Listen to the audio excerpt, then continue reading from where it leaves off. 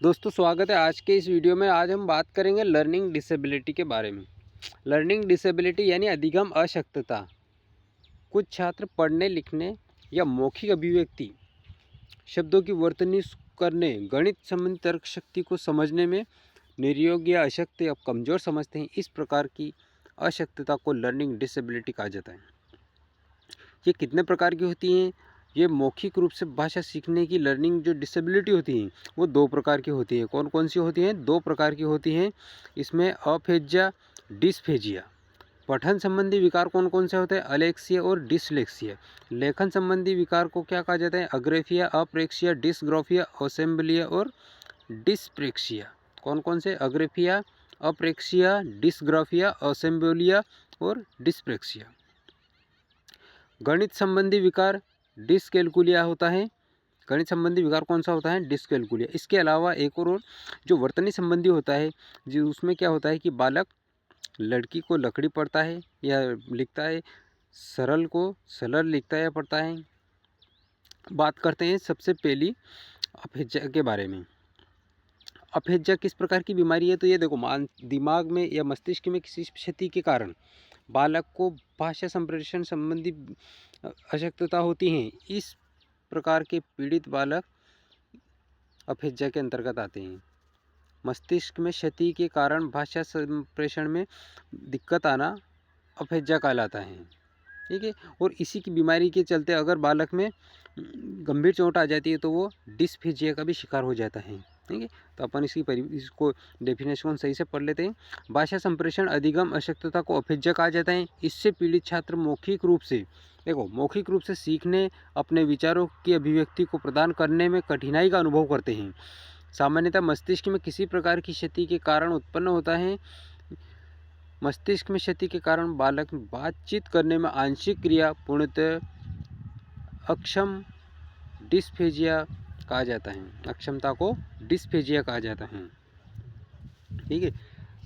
मस्तिष्क में किसी प्रकार की क्षति के कारण अगर बालक बातचीत करने में अक्षम होता है तो उसे डिस्फेजिया कहा जाता है। चलते दूसरी बीमारी पर। दूसरा वाला है अलेक्सिया। अलेक्सिया क्या है? ये भी एक मस्तिष्क में चोट लगने के कारण, ये भी वो भाषा संबंधी विकार था। अब इसमें पठन संबंधी विकार आएगा। मस्तिष्क में चोट के कारण अगर बालक अपने आप को पढ़ने में निर्योग्य समझता है तो इसे अलेक्सिया कहा जाता है। इसे शब्द अंधता या विजुअल अफेजिया भी कहा जाता है। अलेक्सिया के कारण अफेजिया या डिस्ग्राफिया जैसी अक्षमता का होना संभव है। ठीक है। इस बीमारी की वजह से अगर बालक में ज़्यादा गंभीर चोट लग जाएगी तो उसकी वजह से इसमें क्या होता है कि अफेजिया और डिस्ग्राफिया जैसी बीमारी भी हो सकती है। इस प्रकार की लर्निंग डिसेबिलिटी का शिकार भी हो सकता है वो। बात करते हैं तीसरी अवस्था सिचुएशन, तीसरे पॉइंट के बारे में, डिसलेक्सिया। डिसलेक्सिया क्या है? डिसलेक्सिया एक पठन विकार है जो बालक पढ़ने में अपने आप को सक्षम नहीं समझ पाता है। अब पढ़ने में अगर बालक कमज़ोर होगा तो वो डिसलेक्सिया की श्रेणी में रखा जाएगा। तो इसको क्या, डिसलेक्सिया क्या है? पठन विकार है। इसमें क्या होता है, बालक आपस में कुछ शब्दों या अक्षरों में भेद नहीं कर पाता है। जैसे कि सा और वाज में अंतर समझ नहीं पाता है, न्यूक्लियर और अनक्लियर में अंतर समझ नहीं पाता है। बात करते हैं चौथे पॉइंट की, अप्रेक्सिया। अप्रेक्सिया क्या है? अप्रेक्सिया एक शारीरिक विकार है। क्या है? अप्रेक्सिया एक शारीरिक विकार है जिसके कारण व्यक्ति की मांसपेशियों के संचालन, देखो इसमें क्या होता है कि मांसपेशियों का जो संचालन है इसमें इससे संबंधित सूक्ष्म गति कौशल जैसे लिखने, चलने, टहलने, बोलने में निपुण नहीं हो पाता है।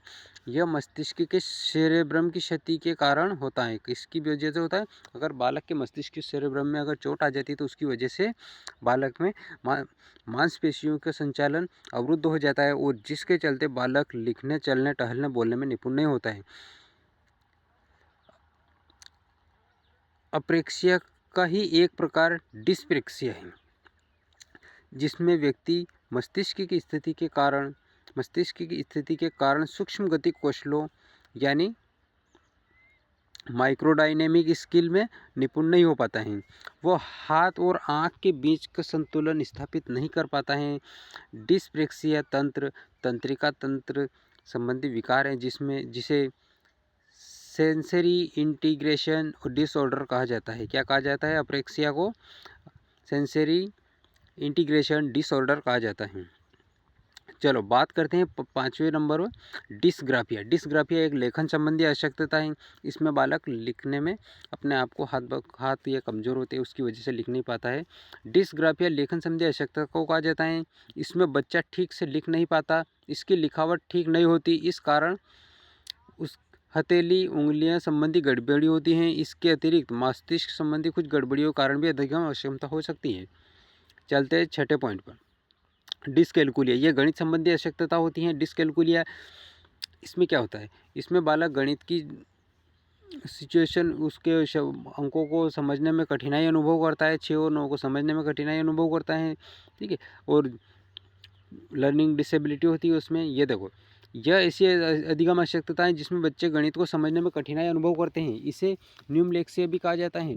डिस्कैल्कुलिया कई प्रकार के होते हैं। देखो, डिस्कैल्कुलिया के कुछ उप प्रकार भी है। कौन कौन से? Graphical dyscalculia, lexical dyscalculia, verbal dyscalculia, प्रेक्टोनोस्टिक dyscalculia और ऑडियोनोस्टिक डिस्कैल्कुलिया। ये डिस्कैल्कुलिया गणित विकार के और भी कुछ विकार हैं। चलते हैं 7वें नंबर पर, डिस्थीमिया। डिस्थीमिया एक गंभीर तनाव की अवस्था है। इस मनोविकार का प्रतिकूल बालक के अधिगम पर पड़ता है। अधिगम का मतलब होता है सीखना। डिस्थीमिया में की अवस्था में बालक की मनस्थिति हमेशा निम्न रहती है। देखो, डिस्थीमिया बालक गंभीर तनाव की स्थिति कारण होता है और इसमें याद रखने बाकी योग्य बात यही है कि डिस्थीमिया गंभीर तनाव की अवस्था को कहा जाता है और इसमें बालक की अवस्था जो होती है वो हमेशा मनस्थिति निम्न रहती है। बात करते हैं 8वें पॉइंट पर, 8वां और आखिरी पॉइंट, डिस्मोर्फिया। अब इस अवस्था में क्या होता है कि बालक भ्रम में चला जाता है। देखो, डिस्मोर्फिया एक ऐसा मनोविकार, मेंटल डिसऑर्डर है जिसमें व्यक्ति को यह भ्रम हो जाता है कि उसके शरीर के कुछ अंग बहुत छोटा या बहुत अपूर्ण है। वह अपने शरीर की विभिन्न अंगों की तुलना दूसरे लोगों से करने लगता है। इसका प्रतिफल प्रभाव उसके अधिगम पर पड़ता है, ठीक है।